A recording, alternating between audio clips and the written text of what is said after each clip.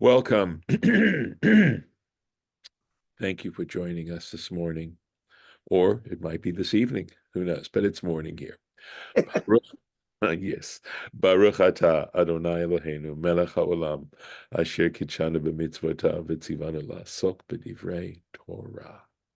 Amen. And I'm about to share the screen. And, so yesterday I was struggling with one of these sentences, and I went over it again, and frankly, I don't know why I was having such a problem with it, but I'm going to try again just to make sure I can translate it for you in an accurate kind of way. So I'm going to give it a try before I move on to the next piece. All right. And look, I mean, that's the whole idea of struggling with the Torah. And it is the way it goes. So here we go. So there, we were talking about fish, and we were talking about them having fins and scales, right? And it says in the Hebrew, "Kol asher ein lo snapir v'kaskeset b'mayim," anything that doesn't have fins and scales in the water, sheket hu lachem, it needs to be treated as something detestable. So, asher ein lo, which it does not have. We've already been told that it needs to have them. Ma Talmud Lomar. What is Scripture teaching us? Shiachol, because it's possible to interpret this. Ein lo sheyeh mutar. In other words, or ein li sheyeh mutar. I cannot accept a fish as acceptable. Ela hama'ale simanim shelo leyabasha. Only if it takes its fins and scales, whatever signs we need that are the indications of a kosher fish, onto the dry land. In other words, if somehow when we remove from the fish from the water, the fins and scales fall off, right? So we're saying that we might have thought that those fins and scales have to remain on the fish, whether it's in the water or out of the water. In other words, I would only understand it to mean that it refers to fish who retain their scales both in the water and out of the water. And just to clarify, Heshiran, if it removes those fins and scales, all right. All right, let's see. Okay, let's make sure I'm going into this again. Okay, Heshiran Pamayim, right. Minayin. So if they fell off while it was in the water, right? While it's in the water, these scales fall off, or it loses its fins or something. Talmud Lomar. For that reason, Scripture teaches us, Kol asher ein lo snapir v'kaskeset b'mayim. It teaches us that it refers to fish that do not have fins and scales while they're living in the water. Ha'im hayulo b'mayim. So that if as long as this fish has those fins and scales while it is in the water, even though it may remove those fins and scales when it comes out of the water, when it comes up, mutar, it is permissible. So as long as it's got the fins and scales while it's in the water, if it loses those fins and scales or casts them off when it comes up from the water, it is still permissible. And that's a good reading of this. Okay. Going on. And I'm glad we had this chance to clarify that sentence. Ve'et elu tishakzu minaof. So now we're onto a whole new category, and these you shall render detestable, right? You should avoid them as all possible from fowl, right? Birds. Lo ye'achlu. Okay, they shall not be eaten. This form of ye'achlu is a passive sense. They shall not be eaten. Sheketz haim, they're to be considered detestable. So it could even be saying, this is how we need to consider them, that we wouldn't want to put them in our mouths even. Et hanesha. And now we go on with the specific birds that are forbidden. Now, the fact that there are specific birds that are forbidden, in principle, would mean that since there are so many, many, many different species of birds, far more than are listed here, specific species, more birds are permissible than are considered detestable or forbidden. The complication possibly is that, of course, each species has also subspecies as well, right? So it says the eagle. Well, there are all kinds of eagles, right? But here we are. So, et hanesher. So an eagle is forbidden. Ve'et haperes, the vulture. Ve'et haozniya, and the black vulture. Now, again, we're into names of animals, and we have to depend on Talmud and the tradition as to what these names refer to, what birds they really are. This is a great challenge in terms of translation. And we are going to see in the Rashi, because Rashi is going to try and help us as much as possible, that there are disputes as to what the actual bird is. What kind of bird is it? So let's take a look first here. Lo ye'achlu, right? So he's going to comment on the fact that it says they shall not be eaten in that passive sense. And in the Talmud, in Tractate Shabbat on page 114, it says, Lechayev et hama'achilin laktanim. That is to say, that even though a minor, a boy under 13, a girl under 12 and a half, is considered a minor and is not obligated to perform commandments, is not under the obligation of the commandments. And by the way, let me say parenthetically, that is the very basic foundational meaning of becoming a bar or bat mitzvah. It means you have now attained a majority and you are now responsible yourself for observing the mitzvot or violating them, that you yourself are that, have to bear the consequences. But it really means that one should be practicing mitzvot. At any rate, up to that point, you're not under the obligation to practice mitzvot under that or to be held accountable. However, if as a parent, you then make your child or allow your child to violate mitzvot. There are some mitzvot for which there may not be any penalty, but in this particular case, if you actively feed your child a non-kosher bird, you are held responsible. And that's what Rashi is saying, right? So he says to hold responsible one who feeds to any one of these birds to minors. Shekach mashmalo, because that's the implication here. Lo yiyo nechalim, they should not be consumed.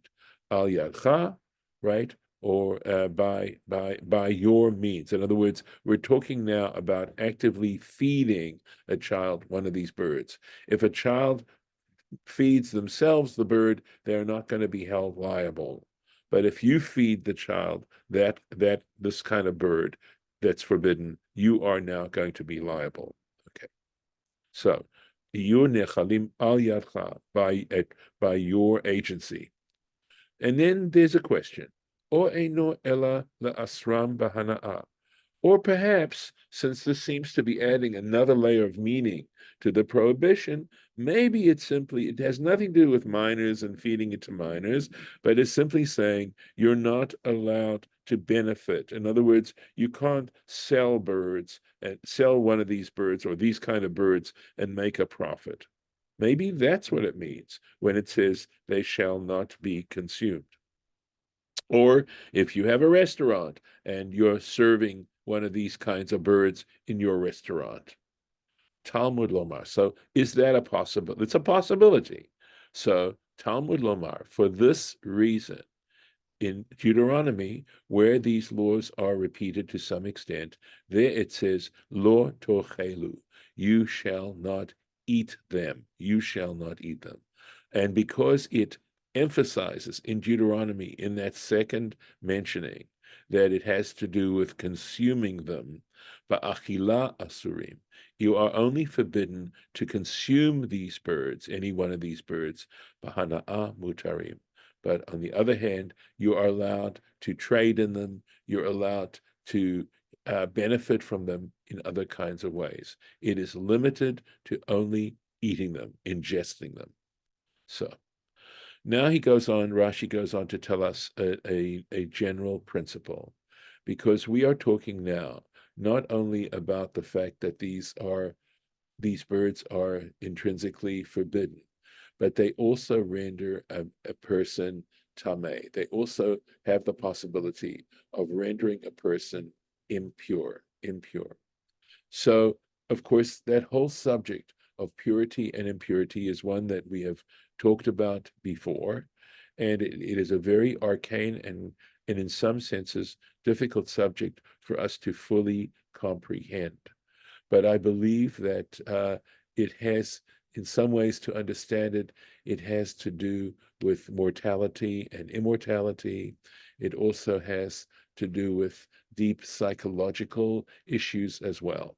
But here he goes on to say, so there are layers and levels of impurity. It's important to know that there are several layers of impurity going from the least to the most. And the implications on a practical level have to do with participating in the sacrificial system or in the temple or making offerings or consuming offerings or even entering the temple precinct, etc. There are all kinds of prohibitions associated with that. So when it says, he says here, Rashi says, Kol of shene'emar bo lemina, lemino, leminehu. It's going to use this expression, one of these words, in the following sentences. Lemina means according to its species. Okay, lemino is the masculine of that. This is just the feminine here, and this is the masculine one. If the bird is considered the word in Hebrew is considered masculine or feminine, leminehu according to their species again. All right, so minehu means it would be plural species, and here species singular is what it would be. Yesh be'oto hamid. So when it uses this, in other words, when it expands the kind of bird that we're talking about in that particular species, she'en domin zeh lazeh. And so they're telling you the reason why the Torah uses this particular expanding expression is that in that particular species, ein domin zeh lazeh, they don't necessarily look, even though they belong to the same species, they don't necessarily look one exactly like the other. Lo b'mar'ehem, not how they appear, neither how they appear, velo bishmotam, nor their names. In other words, their names may be quite distinct from one another, and yet they all belong to the same species of bird. V'kulan min echad. But the fact of the matter is, they still are considered all one species. Okay, so let's go into this a little bit further now. So, ve'et hada'a, the kite, kind of, I believe it's a kind of, it's certainly a bird of prey. Ve'et ha'aya, and the falcon, lemina, and here's that word, lemina, according to their species. Et kol orev, any kind of crow, lemino. So here we have lemino, right? Because the word orev is masculine. And the word da'a and aya, notice the ending of this ending, both words, is typically indicates a feminine noun. Okay. Ve'et bat haya'ana, and literally, it means an ostrich. That's what it's referring to. Ve'et, and the hatachmas, the nighthawk, ve'et hashachaf, and the seagull, ve'et hanetz, and the hawk, leminehu, according to their species. Okay, or according to its species. So let's take a look at is there any Rashi up to this point? I believe there is, this Tetzain. So he talks about Hanetz, and we translated Hanetz as a hawk, but Rashi goes a little bit further and he says Ispure, and that is and by the way, you hear the word sparrow in here, and it's a sparrowhawk. And sperber is the Yiddish word for sparrowhawk. I will tell you that when I was looking up these particular, like the Old French or the Yiddish, in some cases I was able to find translations. This is what I did. I mean, I believe this is, in fact, it's related to a modern French word. And sperber is the word for sparrow in Yiddish. So I found it. It wasn't a problem. But there are others where it was far more challenging and where I didn't find a translation at all. So I'm doing the best I can. These particular these translations are based on the edition in Sefaria. I think it could be based on JPS, if I'm not mistaken. Going on. Ve'et hakos, the little owl, ve'et hashalach, and the cormorant, ve'et hayanshuf, and the great owl. Rashi's going to try and help us here. So, et hashalach, right? The shalach. Pirshu Rabotenu, our sages explain in Chulin. This is a tractate in the Talmud that deals with the issues of kashrut and what meat we can consume. Ze ha-sholeh, right? So the reason why it's called a shalach, it's one who removes, right? In other words, he removes piresh magbia. So explain sholeh means to raise up dagim min hayam, fish from the sea. So it's a cormorant is a water bird, and again they're able to fish, right?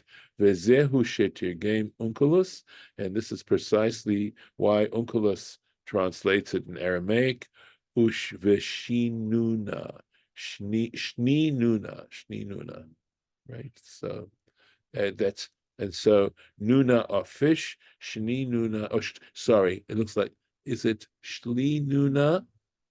Let's take a look at where that is. Yeah, there it is. Vishale nuna, and the one that fishes, right? So it could be a kingfisher as well, right? So going on. So it's shili luna. My translation, here we go. Let me do that so we could see that this is a lamed, shli nuna. Kos, right? The yanshuf. The kos is the little owl, and the yanshuf is the great owl. Haim. Okay, so this looks like soite. Okay, and what's helpful is the Yiddish, and that's nacht eile, night owls. Well, we know that owls are essentially nocturnal birds, but an eile in Yiddish is an owl. And he goes on to say, Hatzoakim balayla, that cry out at night. We know about the owl's sounds. V'yesh lahem listot ka'adam, and they have cheeks like a man. So assuming that we did not know that this word is meant owl, this would help us to be able to visualize what we're talking about. Ve'od acher, sorry, Ve'od achar dome lo shekorin hibo. So there is another kind of owl that looks like it that is called a hibo, right? And here we go, de ohu, right? So again, ohu is probably a word that means owl of some kind. Onwards.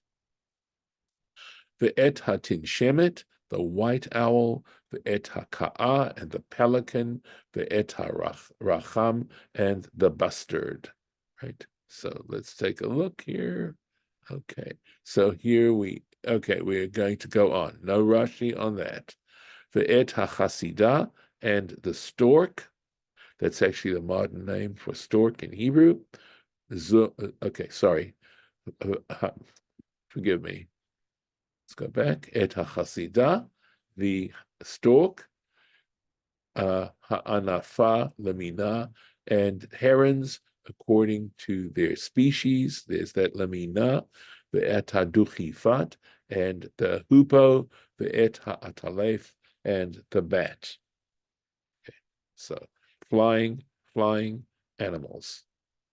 So let's see if we've got just the beginning here. Yes. Hachasida, the stork. Zo daya levana. Okay. This is, so remember, we used the word daya and we translate it as a kite. Okay. Levana. This is a white kite. And here is the French. I do not know how to pronounce it, for example. I don't know how to pronounce it, but in Yiddish, ein Storch, right? Ein Storch. So there's a very similar word in German to our word in English. Velama nikra shma chasida. And why is it called? Why is the name of this bird chasida, right? A chasid is a God lover, right? And the word chesed has to do with kindness, showing kindness. She'osa chasidut im chavroteha, because she acts in a kind way with her neighbors, b'mezonot, when it comes to food, when it comes to sharing food. Anafa, he daya ragzanit. So this anafa is, ragzanit means angry, right? The angry kite. Venir Eli, Rashi says personally now, and it appears to me, shehi shekorin la heron. French word that sounds awfully like our modern one, right? And that's what they call a heron. And this is obviously the Yiddish for heron. So in this case, the medieval French sounds a lot more like the English than the Yiddish. Duchifat, the hoopoe. Tarnagol habar, it's considered a wild chicken. The carbalato, and its crest, kafula, is folded. Uvelaz harufa, right? It sounds very much like horpu, right? And Widerhof means, if you can visualize a hoopoe, you note that its crest is turned backwards. So Wider means, I'm sure Hopf is something like head, right? And it's head again, or something like that, to describe its unusual and unique crest. Velami nikra shmo duchifat, right? So why does it get this name duchifat? Shehodo kafut, because it's, and I think in this case its crest is chained together. Vezo hi karbalato, and this is okay. So duchifat. So the duchi is this hodu somehow, or duchifat kafut, or duchavut. Vezohi karbalato, and that's referring to its crest. The nagar tura, and mountain splitter. It's called a mountain splitter, nikra al shem, and it's called because the way it behaves, Kamoshe Pirshu Rabbonatenu, is, as our rabbis explained, B'Masechta Gitin, in the tractate Gitin, Beperek Misha Achzor, in a chapter that says Misha Achzor, referring to someone who maybe gave his wife a get, but was doing it purely emotionally or wasn't quite fully conscious of what they were doing. At any rate, I tried to find the reference in Gita, and I looked it up, and I wasn't able to find it. So I'm afraid I can't tell you much more than that. And let's see, how much do we see? Okay, we'll do one more sentence. Kol sheretz ha'of. So, in other words, all swarming flying creatures. When you say off, it comes from the word la'uf, to fly. Ha'olech arba, which goes on four. Sheket hulachim. It is also to be considered something detestable. And I'm going to put the marking in here, and I'll take a look at the Rashi. We'll take a look at the Rashi. Okay. Okay. So I'm sorry, it goes, let's see. Yes. So we're right here. over here. Let's take a look at the Rashi. Kol sheretz off, right? Haim hadakim. So what are we talking about here? We're talking about the insects essentially. Hanemuchim, right? So dakim small, hanemuchim that are low, haruchashim that swarm al haaretz over the earth. Kagon zvuvim, and he gives examples like flies, v'tzirin and hornets, v'tushim and mosquitoes, v'chagavim and locusts. And this is where we'll stop today. Okay. Well, thanks. It's good to see you, David and Judith. Welcome. So, okay. Before I stop the recording, anything you want to say off, you know? Yeah, I was wondering about wild chicken. What does Yeah. it mean? I eat chicken, but I don't know. It says don't eat It's wild chicken. it's just simply okay. So with birds, it's interesting. It's a halacha referring to birds. He's just simply saying that the hoopoe is sometimes referred to as a wild chicken. All right. Uh, Oh, so the truth is that we are only allowed to eat domesticated birds. In other words, we are not the in Jewish law, you're not allowed to go and trap birds, or in other words, and kill them by trapping them or shooting them or whatever and consuming them. That is not permissible. You have to raise the birds, and then you can then consume them. That is the ones that are left out of this list. Um, I, and it could Rabbi, I be don't that understand that. Harlan, 1 second, and it could also be that that it's based in part on that interpretation that you just referred to, right? That the wild chicken wouldn't be permissible. Yes, you were going to say. Go Yeah, ahead. I don't understand that. If you have a hunt, if you're hunting turkey and you're shooting the turkey, it's not permissible to eat it. But if Not you're kosher. shooting a deer, it's permissible to eat it.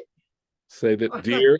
Yeah, if you shoot a deer, if you're hunting Well, deer. again, no, you wouldn't be able to do that. Remember, you have to shech the animal. So you can trap the deer, and then yes, it doesn't have to be raised. This is at least how I understand it. Okay. That I mean, ideally you should have to raise it, but I think you can trap deer and and then shecht it properly, and then it's kosher. My understanding is that this particular law about it having to be domesticated has to do with fowl only. Okay. Oh, All right. So I'm uh, going to stop unless you want to follow up a little bit, but that's it. Yeah. Okay. I'll stop the recording.